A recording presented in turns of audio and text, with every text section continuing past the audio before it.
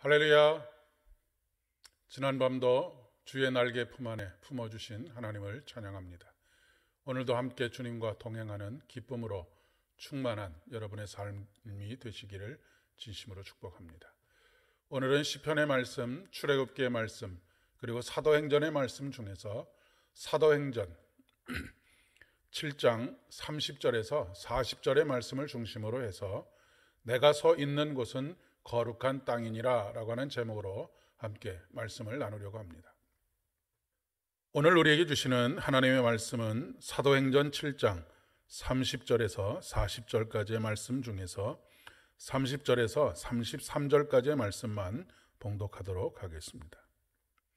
40년이 참에 천사가 시내산 광야 가시나무 떨기 불꽃 가운데에서 그에게 보이거늘 모세가 그 광경을 보고 놀랍게 여겨 알아보려고 가까이 가니 주의 소리가 있어 나는 내 조상의 하나님 즉 아브라함과 이삭과 야곱의 하나님이라 하신데 모세가 무서워 감히 바라보지 못하더라. 주께서 이르시되 내 발에 신을 벗으라. 내가 서 있는 곳은 거룩한 땅이니라. 아멘. 우리가 잘 아는 것처럼 모세의 인생은 크게 세 부분으로 나눌 수가 있습니다. 첫 번째 40년은 애굽에서 왕자로서 살았던 40년입니다. 두 번째 40년은 미디안 광야에서 양을 치던 시기입니다. 그리고 세 번째 40년은 가나안을 향해서 가는 여정 속에서의 광야 생활입니다. 오늘 본문에 나오는 말씀은 두 번째 시기와 세 번째 시기를 잇는 그런 사건입니다. 모세는 40년 동안 목동으로 살았습니다. 아내와 자녀들 그리고 처갓집 식구들과 더불어서 우리와 크게 다르지 않은 평범한 일상을 매일매일 40년 동안 보내왔을 것입니다. 모세는 아마도 성실한 가장이었지 않을까 싶습니다. 어느 날 그 모세가 시내산 광야에서 신비한 경험을 하게 됩니다. 가시나무 떨기 불꽃 가운데에서 천사를 보게 된 것이지요. 놀랍기도 하고 호기심도 생기기도 해서 가까이 다가가려고 하는 순간 갑자기 주님의 소리가 들려옵니다. 내 발에 신을 벗으라. 내가 선 곳은 거룩한 곳이니라 라고 하시는 말씀입니다. 모세는 아마 굉장히 의아하게 생각되었을 것입니다. 왜냐하면 하나님께서 지금 모세의 신발을 벗으라고 말씀하시는 내가 선 곳이 거룩한 땅이라고 말씀하시는 그 땅을 거룩한 곳이라고 단 한 번도 생각해 본 적이 없었을 것이기 때문입니다. 그것은 그저 매일 양을 몰고 오고 가던 길이었습니다. 때때로 그곳에 양떼들이 배설을 했을 수도 있을 것 같습니다. 거룩함이라고는 찾아볼 수 없는 곳입니다. 우리는 흔히 목사나 선교사의 직을 성직이라고 그렇게 이야기합니다. 장로, 집사, 권사의 삶도 마찬가지이지요. 그러나 그 직을 감당한다고 해서 그 사람이 거룩한 사람이 되는 것은 아닙니다. 날마다 그 삶 속에서 거룩하신 하나님의 임재와 현존을 경험하는 일 그리고 장소가 거룩한 곳, 거룩한 일이 되는 것이죠. 핵심은 하나님께서 거기 계시는 것입니다. 이렇게 한번 상상을 해보시기를 바랍니다. 하나님께서 여러분의 가정에 찾아오셔서 내 발에서 신을 벗으라. 내가 선 곳은 거룩한 곳이니라 라고 말씀하신다고 생각해 보십시오. 또한 하나님께서 여러분의 일터를 찾아오셔서 내 발에 신을 벗으라. 내가 선 곳은 거룩한 곳이니라 라고 말씀하셨다라고 상상해 보시기를 바랍니다. 그렇게 찾아오셔서 말씀하실 때 여러분은 어떻게 반응하시겠습니까?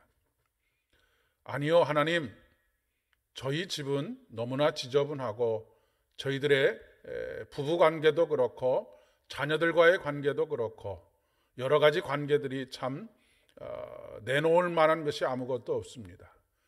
이것은 거룩한 곳이 아니고 하나님께서 계실 만한 곳도 되지 못합니다 라고 말씀하시겠습니까?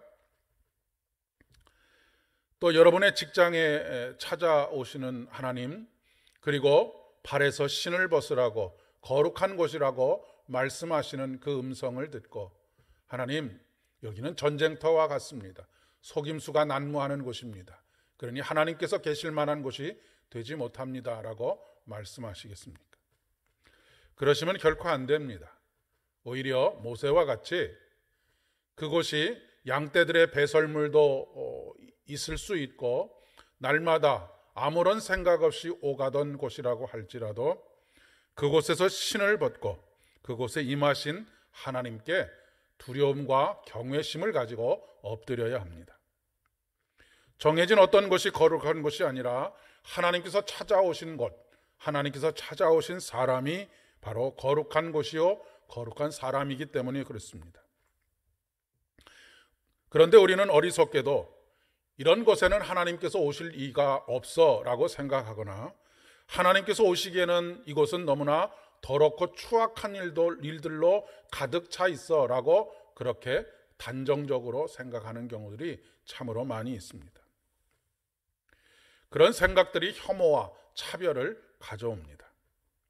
그 장소의 현재가 어떻든 그 사람의 현재가 어떻든 하나님께서 찾아오시는 그 순간 그 장소는 그리고 그 사람은 거룩한 장소가 되고 거룩한 사람이 되는 것입니다. 하나님께서는 죄가 관영한 이 세상에 찾아오셨습니다. 그리고 이 세상이 하나님의 나라인 것을 선포하셨습니다. 그분이 이 세상에 오심으로 이 세상이 하나님의 나라가 되었다라고 하는 것이고 하나님의 나라가 되어가고 있다는 말씀입니다. 하나님은 골라서 찾아가지 않으십니다. 골라서 찾아가실 이유가 없지요. 왜냐하면 하나님께서 가시는 그곳이 바로 거룩한 곳이 되기 때문에 그렇습니다. 모세와 같이 오늘도 우리의 일상으로 찾아오시는 그것이 참으로 부끄럽고 민망하고 온갖 암투와 거짓으로 가득 차 있는 곳이라고 하더라도 그 한가운데로 찾아오시는 하나님께 두려움과 떨림으로 우리의 발에서 신을 벗고 그 앞에 엎드리는 우리들이 되어야 하겠습니다. 그분의 거룩함을 경험하는 그리고 그분의 거룩함 속에 담겨져 있는 생명의 충만함을 경험하는 복된 하루가 되실 수 있기를 바랍니다. 그곳에 영생이 임하고 그곳에서 하나님의 영광을 보게 될 줄을 믿습니다. 함께 기도드리겠습니다. 거룩하신 아버지 하나님, 오늘도 우리를 찾아오시는 거룩하신 하나님으로 인해 우리가 성도라고 하는 감당할 수 없는 이름을 얻었습니다. 주의 영을 거두지 마옵시고 언제나 우리와 함께 계셔서 일상의 모든 자리에서 거룩을 경험하면서 살게 하여 주시옵소서. 예수님의 이름으로 간절히 기도드립니다. 아멘. 오늘도 복된 하루 되시기를 바라고 내일 특별 월삭 기도회, 새벽 기도회에 함께 만나 뵐 수 있게 되기를 소망합니다.